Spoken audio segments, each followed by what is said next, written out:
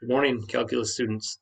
We've got a warm-up here. What I'd like you to do is hit pause and answer the derivatives for the 6 trig functions listed here.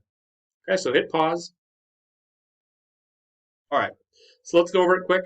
What do we have? We've got the derivative of sine, of cosine. Derivative of cosine, notice it starts with a c, so it's negative. Derivative of cosine is negative sine. Derivative of tangent, secant squared. Derivative of cosecant, notice it's negative, starts with a c, negative derivative, that's cosecant cotangent. Derivative of secant is secant tangent, and cotangent's derivative, negative cosecant squared. All right, Thursday and Friday, so tomorrow or Friday, you will have a quiz on the chain rule. Section 3.1 is a chain rule. And derivatives from Unit 2. So that means product rule, quotient rule, power rule, any trig functions, it's all fair game. All right, the goal today is we're going to spend a little more time reviewing the chain rule. And that's what we really want to be good at today. What we have is we have functions f and g are both defined in the table here. We've got the function f at the points x equals 1, x equals 2, x equals 4. We also have it for g, and then we've got the points derivatives. We got f prime and g prime. So we're going to use that to answer the following questions. All right, well, to start, I need to find the derivative of h at 1. The first thing I'm going to do is just write the derivative in general. Now notice my notation, h prime, that's the derivative. So then I'm going to look for how is f defined? Well, f has an outside function. That's my outside function. And then there's an inside function, x squared plus 1. Well, that's my chain rule. So I have to take the derivative of the outside, which is f prime. And then I'm going to keep the inside exactly the way it was. And then I have to multiply by the derivative of the entire inside, this green part. Well, the derivative, this is a power rule. Derivative of x squared is 2x. The derivative of 1 is 0. So there it is. That's my derivative. Now I have to evaluate it at x equals 1. And you have to be very careful with how you write this. Don't skip steps. So what are we going to do? Well, I'm going to plug in a 1 anywhere we originally had an x. And then I'm going to simplify before I even go to my table. So look at the inside. This is 1 squared plus 1, so that's going to be f prime of 2 times 1 times 2 is 2. If you want, you can put the multiplication dot. Now we're going to go to our table. What is f prime at 2? All right, well, f prime at 2, f prime at 2 is equal to 8. And then that is going to be multiplied by 2. 2 times 8 is 16, so I should finish this up. Now think about what we just did. At x equals 1, we found the slope. Well, what if, I didn't ask you to, but what if I asked you to write the equation of the tangent line at x equals 1? All right, what are you going to do? You have all the information you need. What is the slope when x is equal to 1? Well, it's 16. And what is x? X is equal to 1, so x1 is 1. Well, what is y1? That's where we'd have to use the function, and I just need to do a little bit more work. If I wanted to find h of 1, then I would go back to the original function and plug 1 in right here. I'd plug 1. Well, 1 squared is 1. 1 plus 1 is 2. So then h of 1 is really f of 2, which is equal to 5. And there is the equation of the tangent line. So I want you to think of This was the answer to the question, but if I ask you to write the equation of the tangent line, you just need a point and a slope, and the slope is the derivative. So you didn't have to do that, but that was an extension.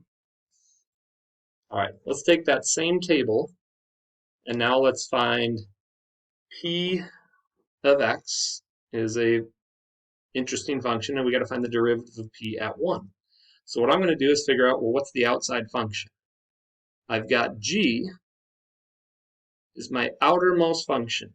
And then on the inside, I've got f of x plus 3x. Now notice, this is just x inside here, so it's not anything too crazy. We only have to do the chain rule once. All right, so let's find the derivative of p first. And I'm going to start with, what's the derivative of the outside function? Well, the outside function is g, so its derivative is just g prime. And then we keep the inside exactly the way it is.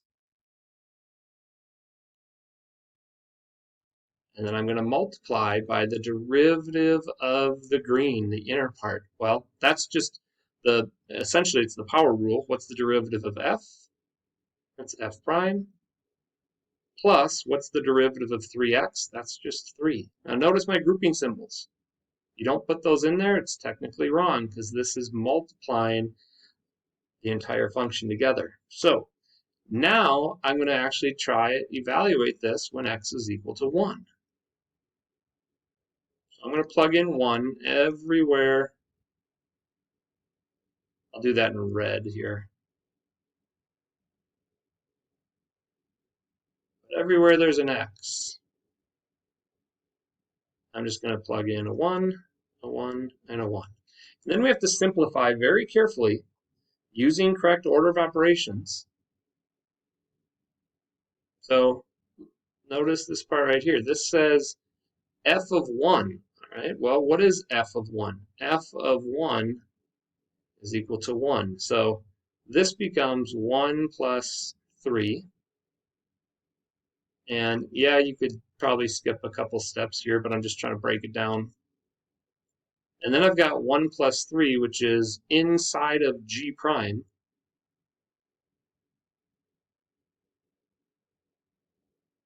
So now I want to find these two pieces. What is g prime at 4? So what is the slope at 4? Here's g prime at 4 is equal to negative 6. And then I'm going to find what is f prime at 1. So where's f prime at 1 is 4. Now you do have to be careful. I should be super careful with my grouping symbols here. This plus 3 says f prime of 1, which is 4, plus 3. So we have to add those together first, and then times by negative 6. And we get p prime of 1 is equal to 42. So the derivative at 1 is equal to 42. I could ask you to write the equation of a tangent line. You just have to find the y value that went along with p of 1.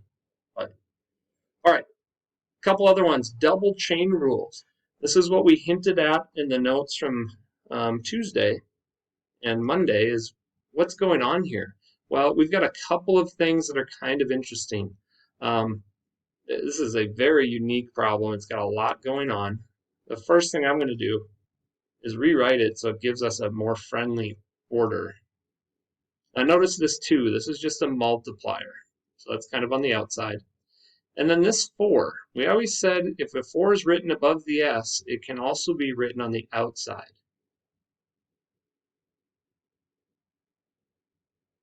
Right? That's a big skill to remember. So when I rewrite it like that, my outside function appears a little more clear. It's really 2x to the 4th, but instead of x, we've got a whole lot of stuff going on here. We've got a cosine function, but then inside of the cosine function, we have another x squared. So that's why we're doing a double chain rule here. All right, so what do? We're going to take the derivative of the outside, which is the 4, and the 4 is going to multiply by the 2. 4 times 2 is 8. And then we're going to take 1 away, and that'll give me a 3 here. So that's the derivative of the outside. Whatever was on the inside stays, part of the chain rule. But then I have to multiply by the derivative of the next layer, which is the blue piece. So I got to multiply by the derivative of cosine, which is negative sine. Keep the original inside, the x squared minus 2. Notice how I put grouping symbols. If I didn't put this symbol, it would look like subtraction, so you have to be careful on that. And then now I have to multiply by the derivative of this inner piece, x squared minus 2, so that is 2x.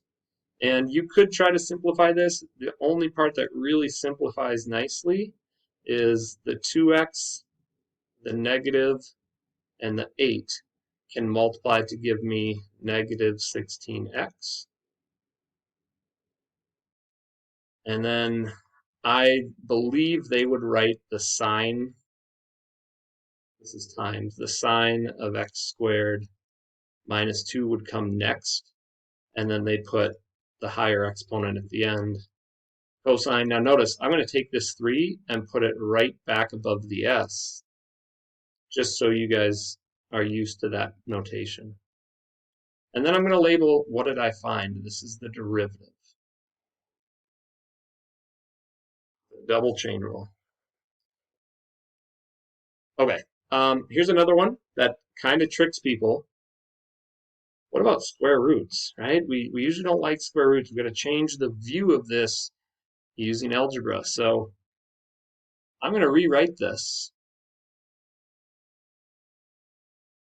And instead of the square root is the same as the 1/2 power.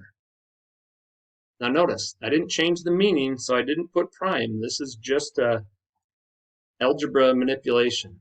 So what's my outside function? Well, the outside function is the 1/2 power. Now notice, this e, or pi to the power of e, that's a constant. And when we take the derivative of the constant, it's going to go away. So that is just like a vertical shift on a graph.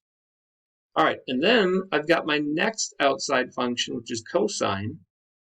And then inside of that, I've got sine. And I usually like to add a little blue piece here so you can see how cosine is outside, or the 3x squared on the inside. All right, so now we're going to take the derivative. Now we're going to take the derivative of the outside piece. So the 1/2 is going to come down and multiply by the 3. And then I'm going to take 1 away. And if you want, you can always do the minus 2/2. And that'll give me a negative 1/2 power. So that's the power rule. And then I'm going to leave the inside exactly the way it is. Okay. So then the next step is now we have to take the derivative of the inside piece here, which is another chain rule. So we've got the derivative of cosine is negative sine. We're going to keep the 3x squared because that's on the inside. But then I have to multiply by the derivative of the innermost part, which is 6x. So I like to just kind of write, especially if I'm showing my work to students. The red part is the chain rule for the second layer. The green part is the innermost layer right there. All right. Can we clean this up a little bit? Maybe. I've got a 6x, a negative, and a 3/2. So think of this as 3/2. This is 6/1. Well, 3 times 6 is 18, but 18 divided by 2 is 9. You can put that as 9/1. And then I have the negative from the sine. That's multiplied, so that just makes this a negative. And then here's the tricky part. See how this cosine of 3x squared is raised to the 1/2 power, and it's negative? That negative is going to put it down in the denominator. And then I could raise this to the 1/2 power, but the 1/2 power is the same as the square root. So this blue square root came from the 1/2 power right here. The negative put it in the denominator. And then what would happen with this sine of 3x squared would stay in the numerator because its exponent is positive, and that negative, remember, was right here. And then just don't forget, I almost forgot, this wasn't just 9, it was 9x, so there should be an x right there.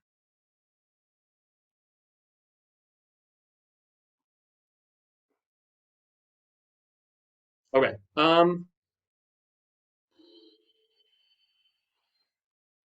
let's try this one. It's a product rule and then a chain rule. So notice first off, why is it the product rule? Because I've got two functions. I've got cosine and I've got sine being multiplied together. So I'm going to set up my side work here. I've got cosine of 2x and I have sine of x squared. But within that, then I have the chain rule. So I have to apply the chain rule to each part when I take the derivative. So hopefully you're getting to the point where you don't even have to highlight these, but here's the outside function for cosine and its inside function. For sine, we've got sine is the outside function and the inside function is x squared. All right, well, let's take the derivative using a chain rule here. The derivative of cosine is negative sine, keep the inside, and then we're going to multiply by the derivative of this inner piece, which is just 2. And then to simplify, we usually write the 2 up front, so it'll be negative 2 sine of 2x. Here is the derivative of u. Right. And then we're going to do the derivative of v. Well, the outside function is sine. The derivative of sine is cosine. Keep the inside. And we're going to multiply by the derivative of the inside, which, what's the derivative of x squared? It's 2x. And they would most likely write this as 2x cosine x squared. And as you become really good with the chain rule, you can skip this step and jump right to kind of the proper placement. All right, so now this is my piece that I need to do the product rule. And just remember, what is the product rule? Product rule is the derivative of the first times the second plus the first times the derivative of the second. And that's how I'm going to find y prime. So try to match my colors here. The derivative of the first times the original second. Right? Negative 2 sine of 2x, derivative of the first times the second, is sine x squared. And then we're going to add, now we're going to do the first times the derivative of the second. So the original first equation times the derivative of the second. So we got cosine of 2x times 2x cosine x squared. And there isn't a lot, I mean, we could factor out a 2 and a 2 here, but to be honest, it doesn't really help us, so I would stop right there.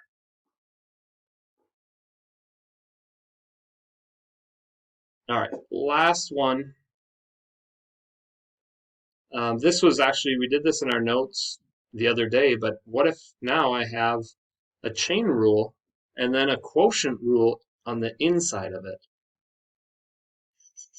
So I want to find g prime of x. I have to do the outside function first, which the outside function is the squared. Let's do that because that's pretty quick. The derivative of the outside, the 2 is going to come down, and we're going to take 1 away. So there's my derivative. The inside stays exactly the way it is. But The tricky, weird part now is now I have to take the derivative of the inside, and that's a quotient. So I'm going to think of this as side work, and I'm going to say, here's my u, and the bottom denominator is the v. So the derivative of the top is just 3. The derivative of the bottom, the 2 comes down, gives me 8x. And now I can apply the quotient rule. And just to be a quick reminder of what the quotient rule is, it's the derivative of the first times the second minus the first times the derivative of the second, all over the second one squared. So I'm going to apply this rule all right here. That's the derivative of the innermost piece using the quotient rule. All right, so what do we got? Well, the derivative of the first times the original second. So 3 times 4x squared minus 5. And then we're going to subtract. That's what we're doing here, subtract. Now we're going to take the original first times the derivative of the second. So 3x plus 2 times 8x. And then that goes over the original denominator, which is just regular v squared. Now, maybe things are going to cancel out. I'm going to distribute this and FOIL this and just combine the top part here. So I'll pause it. Okay, so here's what I did. I took this 2 and I made it 2 over 1, and then I just times the top by 2, and I got 6x plus 4, times the bottom by 1, which didn't change it. Then I distributed the 3 up top, and I distributed the negative and the 8x right here. And then I'm leaving the bottom as is. I'm not going to FOIL that, and you'll see why in a second. So now I'm going to combine any like terms I have here and see if anything really helps me out. Okay, so all I did was combine my like terms up top. And then I could put parentheses around here if I wanted to. It just really doesn't do much. I looked at this to see if I could factor it at all, to see if it had a factor common in the bottom that could reduce out. It doesn't, and it's getting pretty ugly here, so I might just say, you know what? You could stop right up here. If this was a handwritten test or solution you have to submit, stop right there. If it's multiple choice, they would try to reduce it down. The only thing that is kind of easily reduced is, notice how the bottoms, these are common. So I could have 4x squared minus 5 to the 3rd power. And then up top, you would just leave this piece times this piece. And you could expand this out, but to be honest, at some point it's just a lot of algebra, and I might just say stop right here. Okay, so those were just some notes that an extension on the chain rule. Here's what we got. So for today, October 21st, your homework is to do the chain rule and other derivatives in the Delta Math. This is the title. It's for both 2nd and 5th hour. I just released the scores for the Unit 2 test, so now you can see your results. If you scored below a 70, this should be a 75%, you could do corrections, write out on a separate sheet of paper, correct all the ones you got wrong, email it directly to Mr. Strub, and it's due by the 28th. And if you do that, your score will go up to 75%. All right, that's all I got. Have a great day. We'll see you Thursday or Friday.